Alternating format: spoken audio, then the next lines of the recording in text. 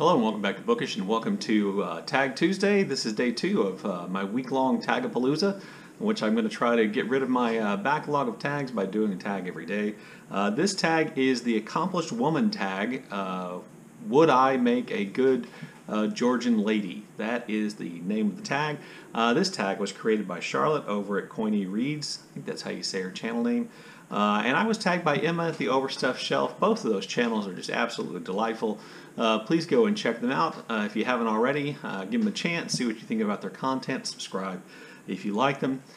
This tag looks like a lot of fun to me because it's based off of Pride and Prejudice by Jane Austen and a famous conversation that takes place between Miss Bingley and Mr. Darcy in which they discuss the attributes of a woman, of a proper lady during the time period in which the novel is set. And so in that conversation, Mr. Darcy and Caroline Bingley are talking, and they decide that an accomplished woman, and this is the accomplished woman tag.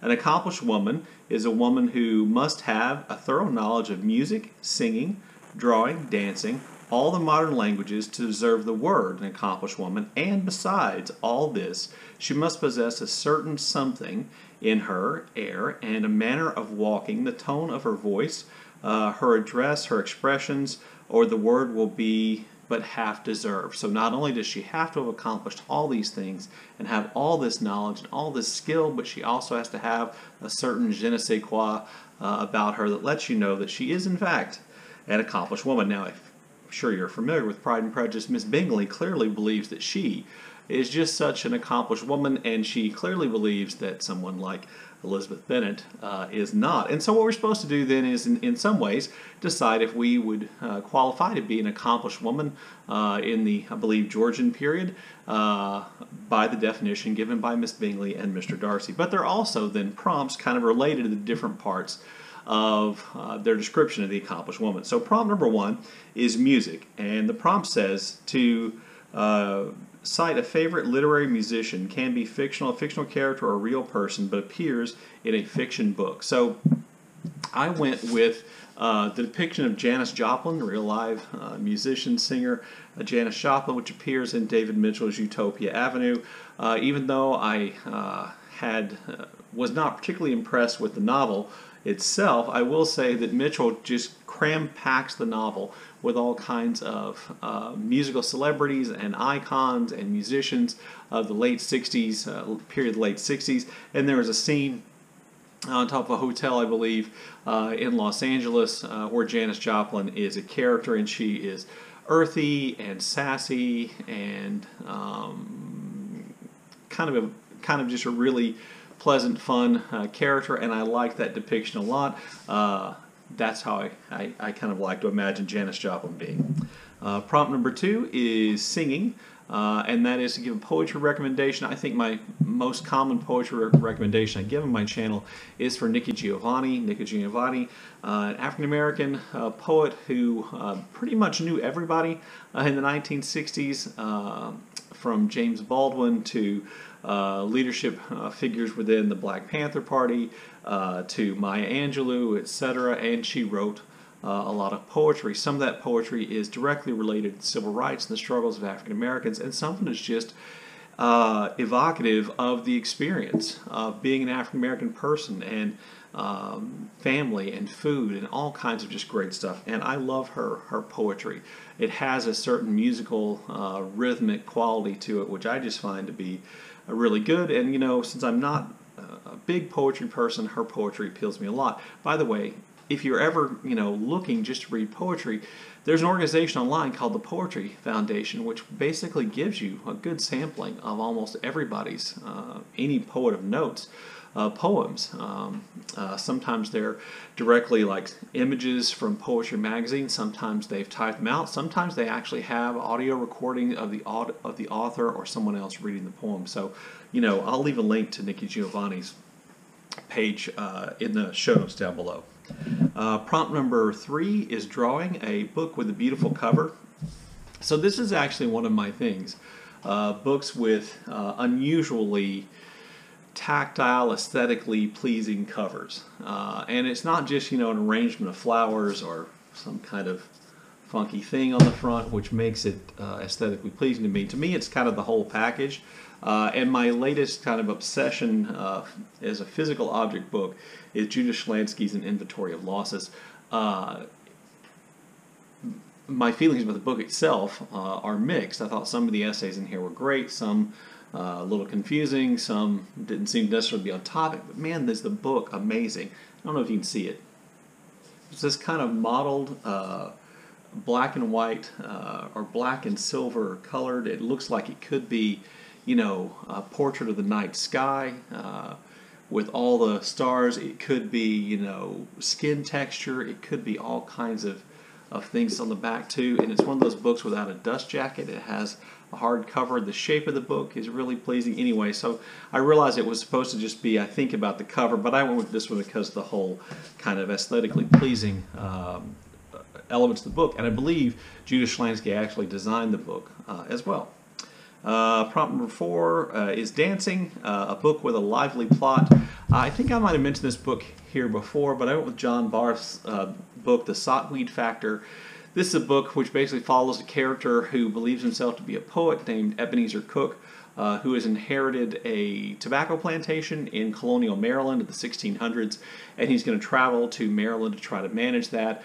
Along the way, there are pirates. He meets with Native Americans. There are scenes involving Sir Isaac Newton. He gets cheated. Anyway, it is an incredibly lively plot. It is funny. It is, as the back says, ribald. It's just an enjoyable book, and it definitely has a lively plot, so I think it qualified there. Let's see, prompt number 5 is Modern Language, a favorite translated fiction, and so I'm just going to tell you the most obvious answer ever on Bookshish channel.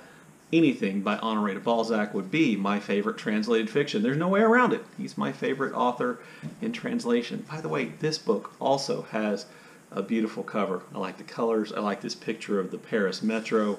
The book itself is a modern library book, so it has this cool gray fabric-y cover. Anyway, lots of things I like about that book is too, and it's Balzac, my favorite author in translation. Let's see.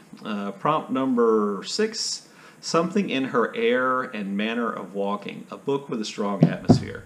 So I went with Louise Erdrich's The Plague of Doves.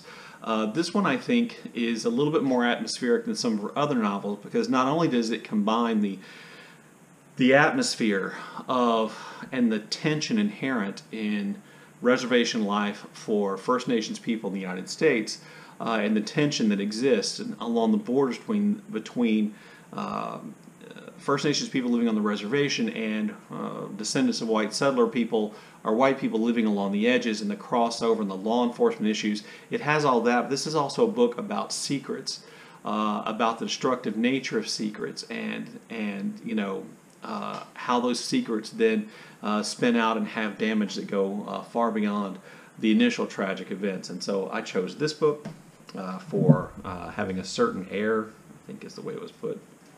Come on. Here's Zelda to come bother me. Let's see, question 7, the tone of her voice and her address and expressions, a book with beautiful writing. I mentioned this to you before. I read Cleopatra, Life by Stacy Schiff last month as a part of, you know, participating in was it Women's History Month last month. I read this. And Stacy Schiff's writing just lifts off the page. It is just beautiful nonfiction writing. I can't commend it highly enough. Even if you're not that interested in the story of Cleopatra, you could just read it just for the writing. It's that good. By the way, there's nothing better than great nonfiction writing, I don't think. Then let's see. Prompt number 8 is an improvement of her mind by extensive reading. You're supposed to list your next book, and my next book is going to be Dogs. You didn't show up. You didn't show up for the video about dogs, and now here you are for the video not about dogs. It's obnoxious, really. My next read is going to be The Only Good Indian by Stephen Graham Jones. You may know that this month I decided just to read First Nations authors, and this is a horror novel, a little bit outside my comfort zone, but I just definitely wanted to read this. I've seen this on several channels, including, I believe, the Codex Cantina. And then the last thing we're supposed to do is to kind of answer the question, Would you make? Would you be considered an accomplished by Carolyn Bingley and Mr. Darcy's standards? By their standards, would I be considered an accomplished woman? Well, let's go back through the list really quickly. Music. I am relatively musical. I do sing, even though I don't do it very often. I can play the guitar, not as well as Elizabeth Bennet can play the pianoforte, but I can play the guitar just a tiny bit. Oh, there's singing is the next one. So I can sing. I do have an okay, maybe slightly above average singing voice. 3, drawing. It depends. If I have something to look at and the proper motivation, I can draw okay, so I'm going to give myself a maybe there. Dancing, I am one of those guys who's kind of a closet dancer. I dance around the kitchen when I do the dishes, but I don't particularly like dancing in public. Depending on my alcohol intake, I might anyway, and I don't think I'm a bad dancer. Modern language, whew, this is just one of those things which I don't have an aptitude for, and I don't have the intestinal fortitude to devote myself to doing it. So I speak one language, so I definitely fail on that one. Something in her air and manner of walking.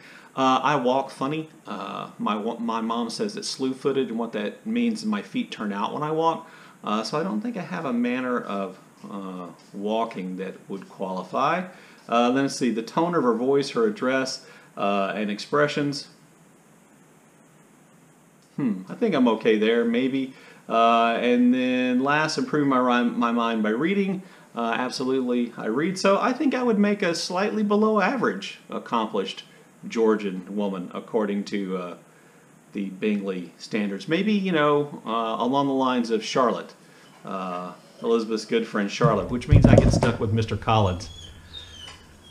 Anyway, there you go. There's the tag. I'm going to tag several people to do this because I just thought it was fun. Mark Nash, I'm going to tag you. Hannah from Hannah's Books, who certainly is a lady, as is Margaret Pinard, who I think would have fun with this. Daniel from Guilty Feet, I want to tag you to do this. And then Roz from Scally Dandelion About the Books, because we have to have at least one proper English lady in my list of tags. So there you go. There is the accomplished woman tag. Would I make a good Georgian lady or an accomplished Georgian lady?